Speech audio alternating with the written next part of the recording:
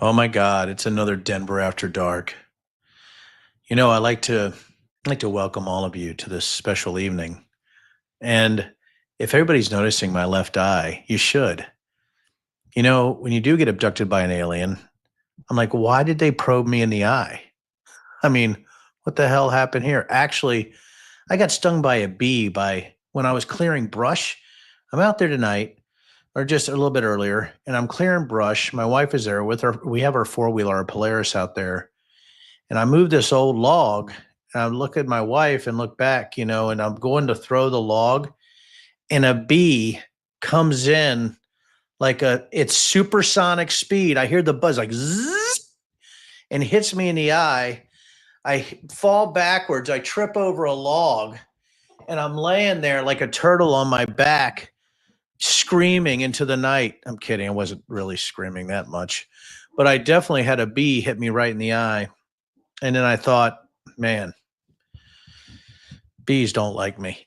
So it's hard to explain to everybody here what it's like to be old and in the woods and trip over a log after getting hit by a torpedo bee, and then trying to get up and you're stumbling and falling and there's leaves everywhere. You're grabbing your eye and you're telling your wife, call 911. Anyway, it was crazy. So I'm waiting for, people to get on, and I've had quite a day. I have this incredible working relationship with the people who help me. Researchers, hello, Robin from East Tennessee. That's awesome. I love East Tennessee. Just to let everybody know, I have a lot of relatives who lived in Dandridge, Tennessee. I could talk all day, Knoxville. So anyway, I have this incredible working relationship with Doug, who's my producer, and we bounce these ideas off us all the time. And as we're seeing our numbers grow, we're like, man, we're like the anti-Art Bell. And I was talking to Doug. I said, we are the anti-Art Bell, but I want to be exciting. No facts, reality, data can be very exciting. You can find things like, RICO statutes. Instead of conspiracy theories, actually criminal conspiracies. I can track the Oath Keepers texting the Giuliani family. That never came out really in the news, did it? If you guys go look up an NBC, one reporter caught that in my book, The Breach. By the way, I have it here. It's an accident. The only book on J6, except for the report, and the best one. But people didn't know, the Oath Keepers were texting Rudy Giuliani, and that data is exciting. That kind of stuff is exciting. But I was talking to Doug about this anti-Art Bell stuff, and you guys can find it on NBC. Again, there was only one that reported it out of the book, which I actually thought that would break the whole case open. But we also found out my phone records were never open. 5 million hard pages, as you guys know.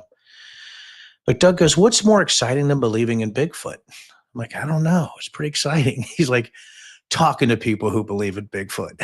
He goes, what's more exciting than believing in UFOs? I said, what, Doug? He goes, talking to people who believe in UFOs. And by the way, that is actually absolutely true. I got accused today of making fun of UFO believers, I guess space monster believers, because I hadn't met with experiencers. And I want to tell everybody who's listening to me right now, I've met more experiencers than about anybody on Earth. I have been in haunted houses. I have talked to psychics. I have talked to mediums. I've talked to 4 or 5. If you talk about the subcategories, probably 10 different types of Bigfoot believers. I've talked to alien abductees. I've talked to people who said that alien abductions are actually based on family lineage. I have talked to interdimensional being believers. I have talked to Smokefoot believers. Smokefoot. You guys do know that if you have enough smoke in the woods and there's a dimensional portal, the Bigfoot likes to stick his head through it. Look around. Because for some reason, he wants a big snort of cigarette smoke or cigar smoke.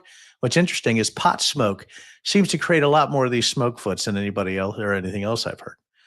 So we have all this going on. So now that we have enough people on, after 4.5 minutes, I got a story for you. So I was in the military. I actually left the military in 2003 at the National Security Agency. Yes, the National Security Agency. So you know this story. It's going to be chock full of deep state and globalist conspiracy theories.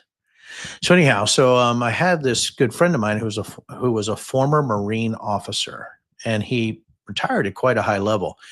We were working in the same office together. We were actually looking at intelligence, surveillance, and reconnaissance assets globally. which means I was doing some pretty top secret stuff, much more secret than David Grush, the UFO believer. Anyway, so I was doing some incredibly secret stuff. Well, this guy had heard, because I told the stories in the office about my Bigfoot expeditions and the people that I met. And it was about 2004 to 2007 where I was formulating this book about Bigfoot believers. And you guys know, called Bigfoot is Complicated, because the people I were talking to sort of hated each other. There were Bigfoot believers.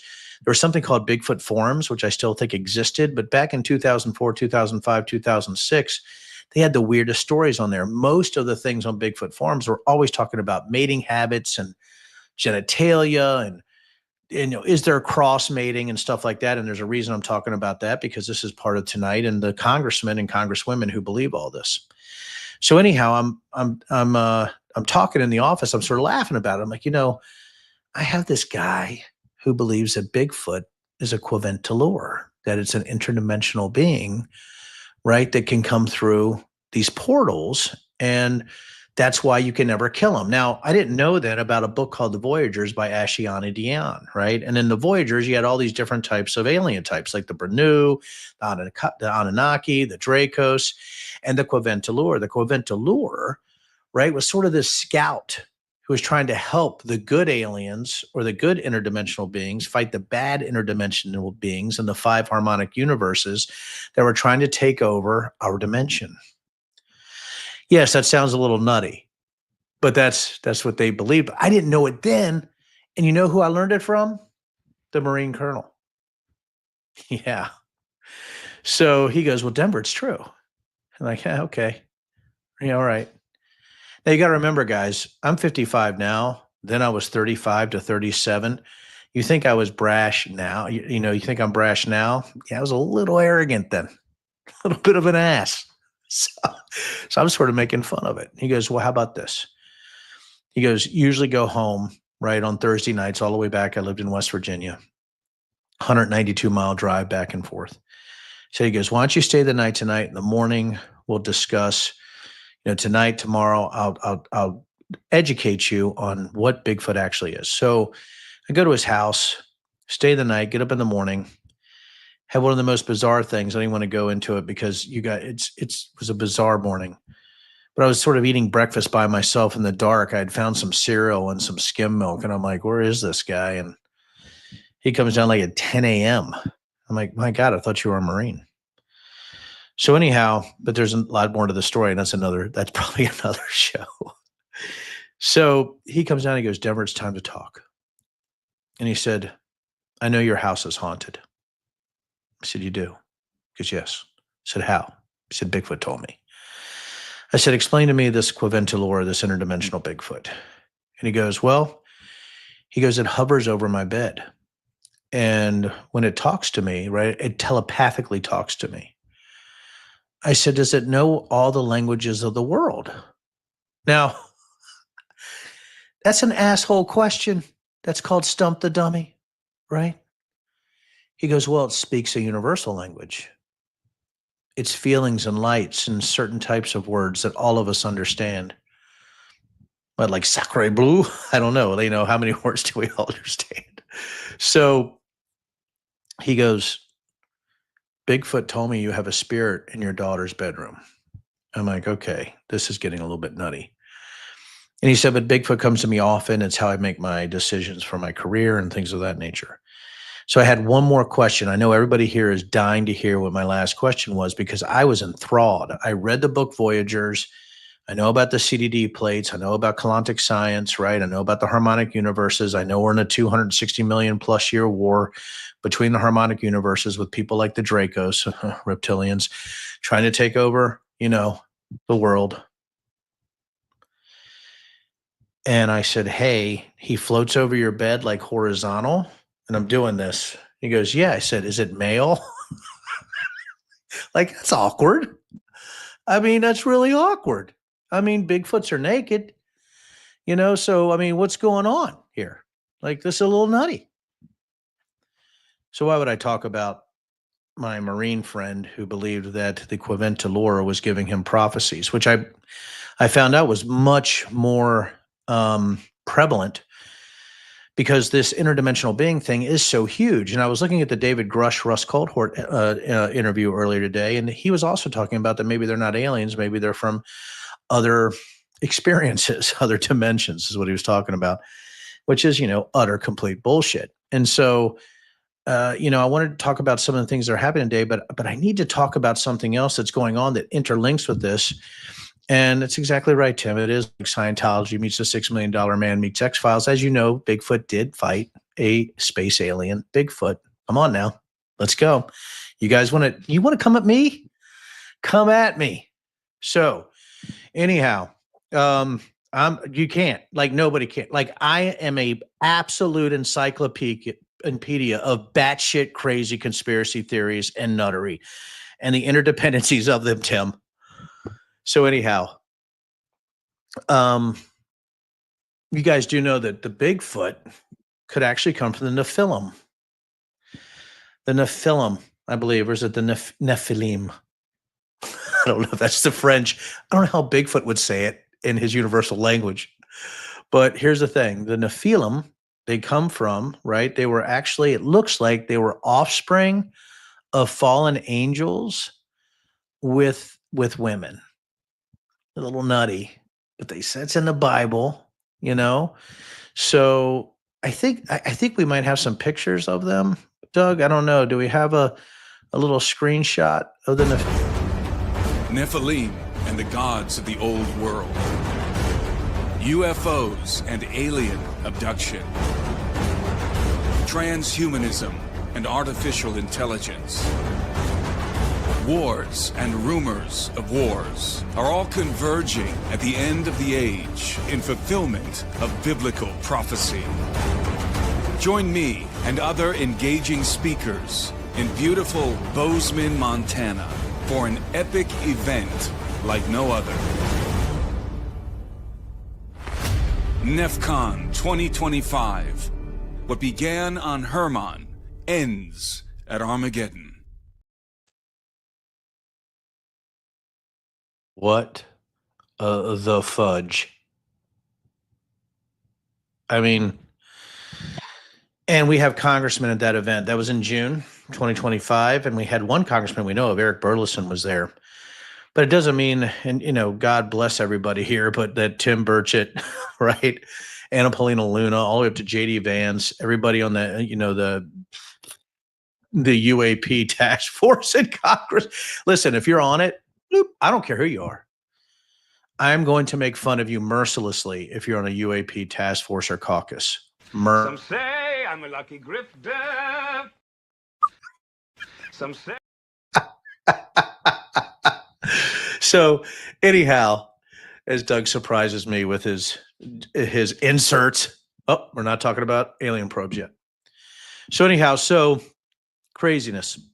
So when I found out that we had a congressman going to this Nephilim conference, or NEFCON, in Bozeman, Montana, with a bunch of grifters paying premium tickets to see a congressman speak about this, we also know that Eric Burleson is a bit of a believer in angels, and also wants to get to the bottom of things, also believes that there's 4 different UFO species, which if you read the Voyagers or any of the Voyagers, there's a lot more than that. 4. I can name that off the top of my head. You know what I mean? So 4, there's a lot more than 4. Liars. I mean, who's keeping these classified records? There's at least 100. I mean, God. So, again, people making policy. So I'm thinking about this and this belief from people making policy and these sort of interleaved, interdimensional angels, UFOs type of ridiculousness. And I know I've warned before about these crazy belief systems, but I have to make a confession. I've also had some experiences. I'm also a bit of an experiencer. So it's hard to come to grips with this. And but I wanted to share a little bit because I was wearing a GoPro when I was actually abducted. And I shared that with Doug, and he said I had to share it with the world. Doug, could you please share what happened to me?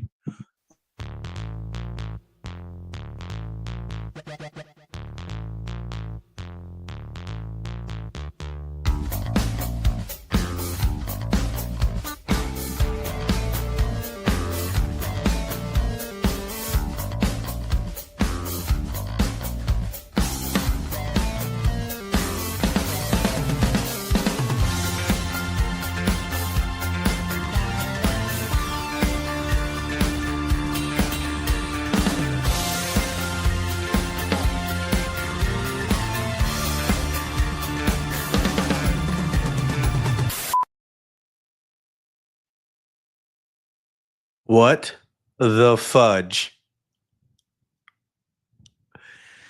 As you can see, I'm just like Whitney Strieber, and that I danced with the aliens, although he danced naked. If you watch the movie Communion, it's based on a book called Communion, which me and Doug also are big fans of stupidity on a level that is almost hard to define.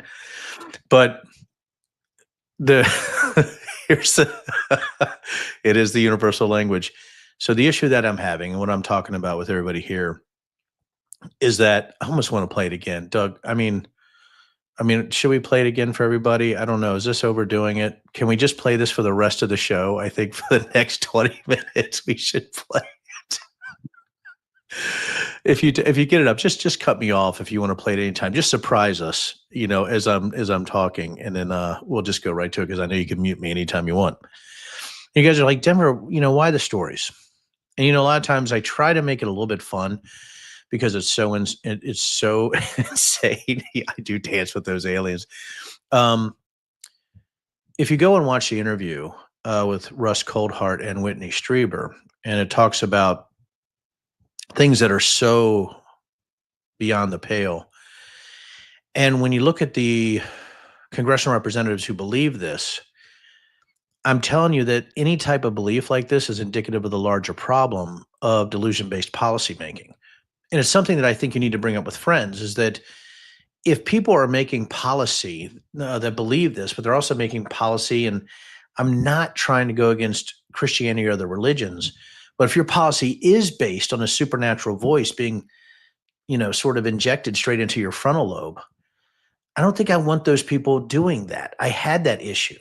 And I will even tell you this with the new crypto bill that came up, and this is something that I need to tell everybody.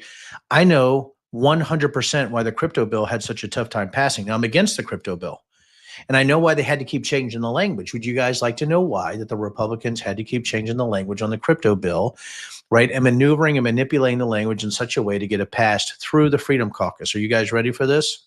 I hope you're ready. I hope you can guess.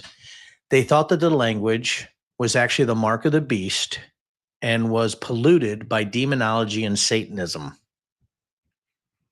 True story. We are in very dangerous times.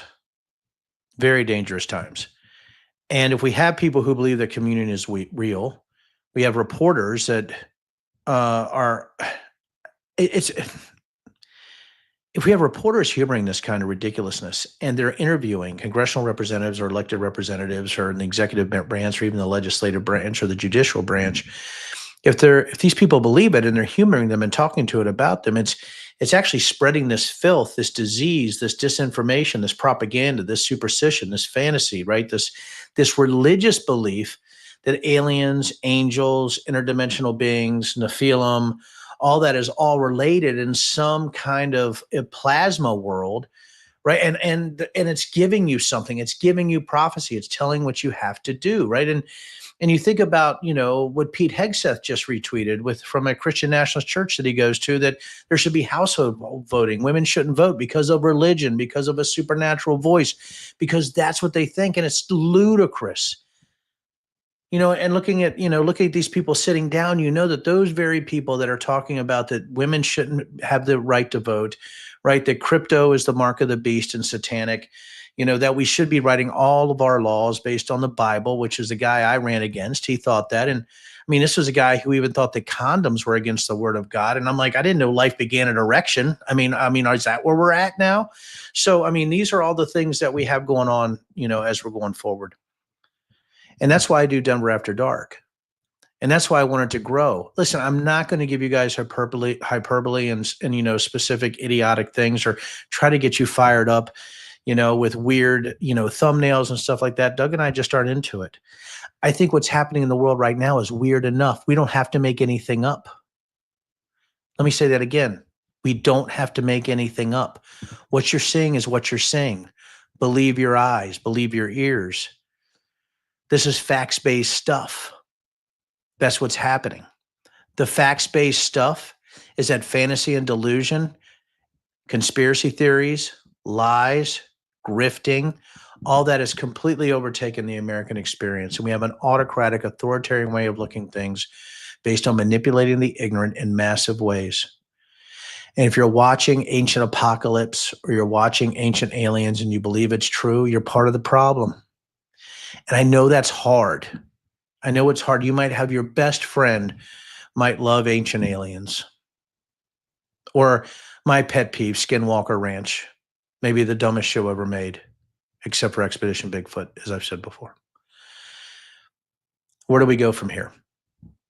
I think where we go from here is we have this existential fight in front of us for facts, right? This existential battle for truth. Not your truth or his truth or her truth or Heaven's Gate's truth or Jim Jones's truth, right? Or Donald Trump's truth. It's our real, facts-based, data-driven truth. There has to be a truth or we're in really big trouble. Lastly, so my Marine friend comes over to my house and he has this really bizarre mix of things that he brings with him based on what Bigfoot had told him. If you guys remember the story at the beginning with the Marines, I know some people have joined a little bit later, but I have a Marine friend who believed interdimensional Bigfoot would hover naked over his bed and give him prophecies through telepathic universal language love. So when he said that there was something in my house, he comes over. I invite him to dinner. My wife humors that, even though she thought I was frankly insane to invite this guy over to our house, and he has dinner with us and our daughters. So he brings a figurine, one of the saints, Catholic saints, and he buries it in my yard. Then he comes up into the house. We have chili that night, I remember, with some excellent sweet cornbread. And he said, we need to go up to your daughter's room. And we went up to our room. I knew it was possessed because the room was actually clean. It had never been cleaned before. It's a joke. So we go into my 12 years old room and we get in a circle and we're holding hands. And he actually calls on Bigfoot, the Quaventulor, that interdimensional being, that big hirsute love muffin from Harmonic Universe 2, to come in and get rid of the spirit and send it home. And that's what happened, as far as I know. So we're sitting in the circle, and it's just bizarre. I still like the guy, but I didn't want to go to any parties with him anymore. I mean, listen, I love talking to people. You can bring me anything. I will talk to you about anything. Hell, I won't even be judgmental. I really wasn't then. But it gets to a point where belief systems can overwhelm even somebody who appreciates different types of belief systems, because it gets in the way of real conversation and the ability to see the world as it is. And if there's anything that I want to do, and there's anything I want to impart to everybody, see the world for how it is. Don't see the world for the way you want it to be. And it's just not going to happen. And what happens is what you have with 77 million people who voted for Trump. And let's just be honest, it's very difficult for me to get my arms around anybody who is so fantastically, or how about this, who's so truth challenged and facts challenged that they still think that Donald Trump isn't a sexual abuser. Or they still think that Donald Trump's not a felon. Or they still think that the election in 2020 was stolen. Or they forget about Trump University. Or they forget about his years and years of relationships with Epstein and Ghislaine Maxwell. Or they see what he's doing right now with going after universities, going after judges, going after politicians, threatening to arrest everybody, putting RFK Jr. in charge, putting Tulsi Gabbard in charge, putting Pete Hegseth in charge. What do we do? So, another Denver After Dark. I try to keep them fairly short. I don't know if Doug has any questions he wants me to ask of anybody that's out there. If you want to pop one up, you can. You don't have to. You never do. This is not a show with pressure. This is a show where we want to talk about the bad things that actually happen. But we actually want to put a spin on it so you can fight. That fight has to be in facts. So my Marine friend, he goes on his own merry way. So it was that year, in 2006, I decided to do my own expedition in the Adirondacks. And it was because of him that I did it. So I did multiple expeditions, and it was when ESPN Outdoors got with me, and we did our own expedition with ESPN. They actually went and started doing ghost hunting with ESPN Outdoors. And people can look this up. I know it's older. Some of it might have disappeared. This is between 2006, 2008 with a ESPN writer named Don Barone. It was then I got my first death threats. My first death threats came from a website called BigfootExterminators.com, where we put up recipes of how to make Bigfoot into a delightful meal. We had Bigfoot kebabs, we had Bigfoot steaks, we had all this kind of stuff. And it was then also that I realized that belief systems could be deadly. It went from the benign to, oh my goodness, just because that I came up with a delicious Bigfoot chili, I got death threats. Because at that time, we were on Bigfoot forums and all that kind of stuff. So here's what I asked everybody to do tonight. Go look up Bigfoot forums and read it. If you want to, and I am not telling you guys to do this because I'm selling anything, because Bigfoot is complicated. It's been out for a while now, but it is on audiobook with actually Bigfoot sounds. It's cheap as hell. I wish I could gift it to everybody. But if you look at that, look at all the stuff that I found on Bigfoot forums, you'll be shocked. I think you also got to go look at the UFO forums and the alien forums. Look at X. Look at Blue Sky. Look at what's going on there. X has like UAP James and all these people that are just reposting this stuff, and Shadow of Ezra and all that kind of stuff. People being blinded by stupidity. So anyhow, would I ask you guys again? Go out there, do great work, and I'm here for you. And I just did another Denver After Dark a couple days ago. I'm going to be here every Sunday night, guys. I'm going to try, whether I'm in London, whether I'm in UAE, whether I'm in Poland, whether I'm Ukraine. And is Trump going to sell Alaska back to Russia? Kidding, sort of. Good question. No, I don't think so. I think that Trump brought him to Alaska because Putin didn't want to fly very far. And what's interesting, I just heard that the meeting is in Sarah Palin's backyard. No? I thought it was pretty good. How do I think this Epstein saga will end, Denver? Okay. Thank you, Tony, for the question. Here's how it's going to end. There will be nothing released of any consequence on Epstein. They will try to make it go away. They're going to completely flood the zone with crap, right, in order to try to get everybody's attention away from Epstein. That's why you're seeing all the things happening now. You're seeing the Alaska, but the Census Bureau, those conspiracy theories are going to be huge. They're going to try to get a lot of voters tossed out, because the best way to actually steal the 2026 election is through disenfranchisement.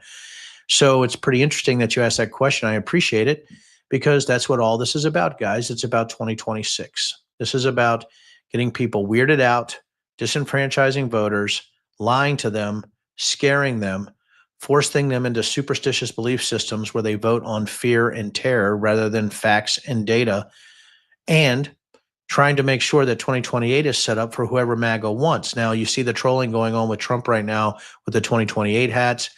I really do think it's going to be a Vance Rubio ticket. I think that's what they're going to push. But I do think once Trump starts to diminish more and more mentally, I think you're going to see more internal civil strife within MAGA. But as far as Epstein's concerned, we have to keep it out there.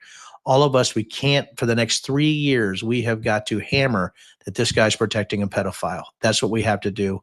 That's how the Epstein saga is going to end. I think it's going to end by us continuing to have it out there. Good question, Heraclitus. Even if Trump was in the Epstein files, would that be enough to break the spell for the cult? No, not for the baseline believers. They will never do that, because the globalists and the deep state have actually set this up. And as you guys know, the other conspiracy theory is Biden Obama planted Trump's name in the files. I don't know why, if that's the truth, they got to redact the names that were planted in the files. So, that's pretty interesting. Just another common sense Denver, sledgehammer moment. But I do think, I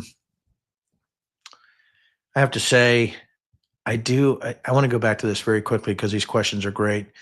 I do think the Epstein thing is what really helps, the sane to win these elections. I think the midterms could be a route. If we can make sure that democracy is protected and people can vote and the conspiracy theories don't consume, I think the Epstein thing, I think the Democrats, I think they own the House by between 17 and 25 seats going into 2026. That's my prediction. You heard it here first on Denver After Dark.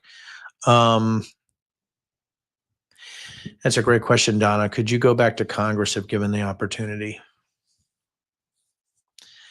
Just 6 months ago, I told somebody on that question, I'd rather self-immolate, right? I'd rather set myself on fire. But as I see things happening right now, I think I'm better suited probably for an executive position. Being one of 435, in the House side, one of 535, really, if you count the Senate.